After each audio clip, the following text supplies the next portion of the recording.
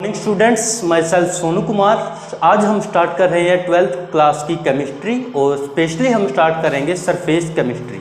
सो chemistry का basic सा हमारा जो सिंपल फंडा वो है, अगर आप केमिस्ट्री में कोई भी चीज़ पढ़ते हो तो सबसे पहले आप उसको ब्रेक डाउन कर दो। लाइक आपके पास कोई भी नया जो वर्ड आएगा, आपको अगर उसका मतलब नहीं पता तो आप उसको ब्रेक डाउन कर दे। लाइक हम लोग चैप्टर के नाम से ही स्टार्ट कर रहे हैं, हमारे पास है सरफेस केमिस्ट्री। तो यहाँ पे हमारे पास दो वर्ड्स है, one is surface and second one is chemistry. So surface word से हमें ये समझ में आता है कि कोई भी ऐसी प्रोसेस, कोई भी ऐसी रिएक्शन जो कहाँ पे होगी, सरफेस के ऊपर होगी, किसी भी चीज़ का जो हमारा ये है सरफेस। उसके बाद है हमारे पास केमिस्ट्री। केमिस्ट्री का आप लोगों को पता है, केमिस्ट्री के अंदर हम लोग डील्स करते हैं रिएक्शंस के साथ, एनर्जी के साथ और उनके मैकेनिज्म के साथ। सो आज हम स्टार्ट कर रहे हैं सरफेस केमिस्ट्री। इसकी डेफिनेशन देखते हैं सबसे पहले। Surface chemistry deals with the phenomena that occurs at the surface और इंटरफेस। यानी कि कोई भी वो प्रोसेस जो कहाँ पे होगी, या तो वो सरफेस पे होगी या फिर वो उसके इंटरफेस पे होगी। ठीक है, सरफेस केमिस्ट्री से हमें क्या समझ में आया? कोई भी रिएक्शन, कोई भी प्रोसेस जो किसी भी सरफेस के ऊपर होगी। ठीक है, अब हमारे पास यहाँ पे जो वर्ड आया है वो है इंटरफेस। अब ये इंटरफेस क्या है? सरफेस आप लोग कंफर्म समझ गए हो कि ये हमारे पास किसी भी चीज़ का क्या है, सरफेस। अब इंटरफेस की बारी आती है। इंटरफेस कहता है रिप्रेजेंटेड बाय द हाइफन और स्लैश। जो इंटरफेस होगा उसको हम या तो हाइफन से रिप्रेजेंट करेंगे या फिर स्लैश से। लाइक हम एग्जांपल लेते हैं, हमारे पास दो चीज़ें हैं, एक हम मानते हैं सॉलिड, दूसरा मान लिया हमने गैस। तो यहाँ पे सॉलिड और गैस को रिप्रेजेंट करने के लिए हम लोग इंटरफेस में इसको शो करेंगे और वो शो करेंगे हम लोग हाइफन से। यहाँ पे आप लोग स्लैश और हाइफन दोनों यूज कर सकते हैं। ठीक है, नेक्स्ट देखते हैं बच्चे। उसके बाद आता है हमारे पास कि for study the surface chemistry surface must be clean. सबसे पहले हमारे पास जो कंडीशंस होती है सरफेस केमिस्ट्री में, अगर हम किसी भी चीज़ की स्टडी करेंगे, किसी सरफेस की स्टडी करेंगे, तो वो सरफेस हमारे पास क्लीन होना चाहिए। उसका रीजन क्या है वो भी बताएंगे। And under high vacuum of 10 की पावर 8 माइनस 10 की पावर 9 पास्कल। कहता सरफेस है जो हमारा वो क्लीन होना चाहिए। क्लीन होने के साथ साथ वहाँ पे जो प्रेशर होगा वो होगा 10 की पावर माइनस 8 टू 10 की पावर 9। अब ऐसा क्यों है वो देखिए। आगे कहता है because otherwise the dinitrogen and dioxygen covered these surface.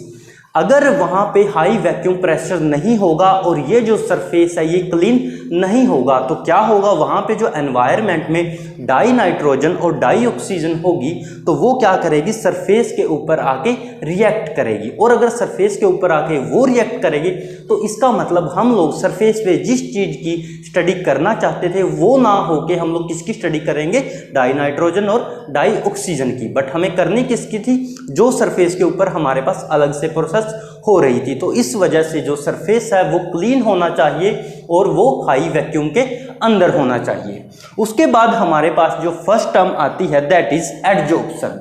अब एडजॉर्प्शन आप लोगों को क्या समझ में आता है एडजॉर्प्शन से? देखिए, the एक्यूमुलेशंस of the molecular species at the surface rather than in the bulk of a solid or liquid is called adsorption।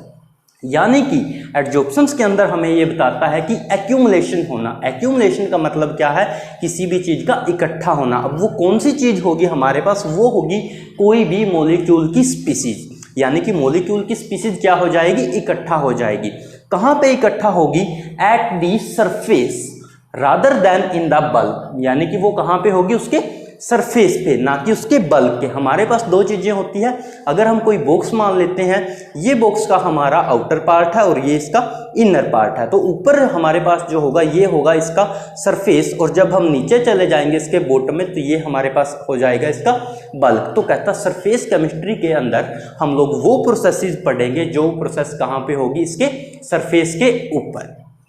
और इस प्रोसेस के अंदर हमारे पास सॉलिड भी एडजॉर्ब हो सकता है, इस प्रोसेस के अंदर हमारे पास लिक्विड भी एडजॉर्ब हो सकता है, और इसे हम कहते हैं एडजॉर्प्शन।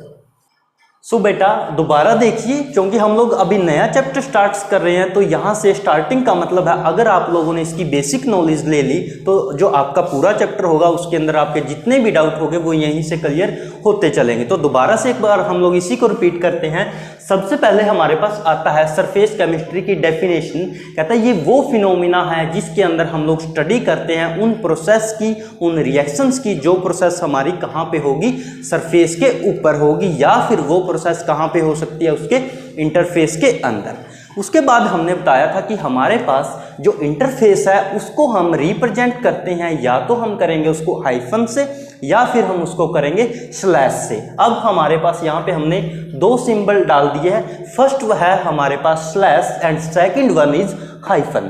तो अगर हम लोग दो चीज़ों को कंसिडर करते हैं like solid, liquid, liquid gas, जो भी आप चाहो, यहाँ पे हमने कंसिडर किया है सॉलिड और गैस, और यहाँ पे हमने इसको रिप्रेजेंट किया है बाय हाइफन से। आप इसको रिप्रेजेंट कर सकते हो स्लैश से भी, ठीक है। तो ये हो गई हमारी रिप्रेजेंटेशन बाय इंटरफेस।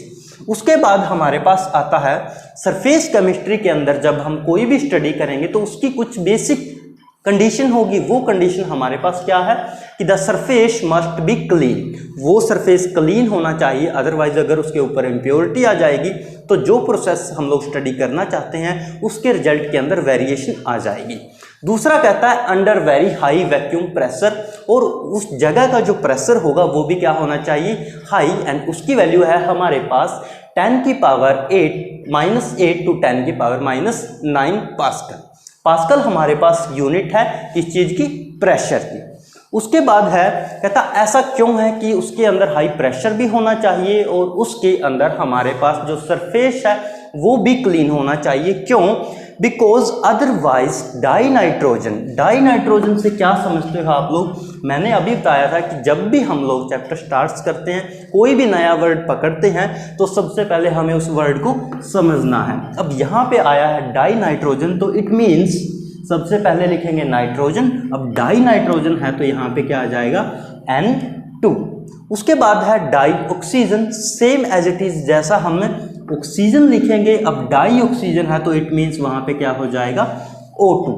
तो कहता उस सरफेस के ऊपर अगर वो क्लीन नहीं हुआ तो वहाँ पे N2 एंड O2 जो है उस सरफेस को वो क्या कर लेंगे, कवर्ड कर लेंगे। और अगर उन्होंने कवर्ड कर लिया, जिस प्रोसेस को हम पढ़ना चाहते थे वो प्रोसेस हम नहीं पढ़ पाएंगे और हमारे रिजल्ट के अंदर वेरिएशन आ जाएगी।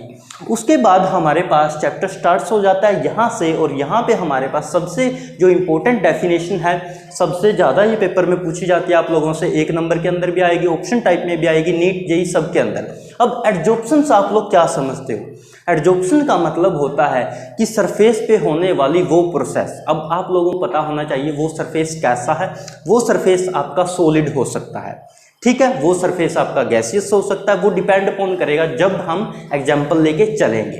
तो कहता the एक्यूमुलेशंस of the molecular species, यानी कि मोलिक्यूलर स्पीसीज का इकट्ठा हो जाना एक सरफेस के ऊपर, ठीक है। अब वहां पे क्या हुआ, डिफरेंट मोलिक्यूल आके इस सरफेस के ऊपर इकट्ठा हो गए, rather then in the bulk. कहता वो रादर देन क्या है यहाँ पे कि वो सरफेस पे इकट्ठा हुए हैं, ना कि उसके बल्क में, ठीक है। हमने बताया था ये अगर हमारा कोई बॉक्स है तो ये इसका सरफेस है, और अगर बॉटम की तरफ जाएंगे तो यहाँ पे बल्क होगा।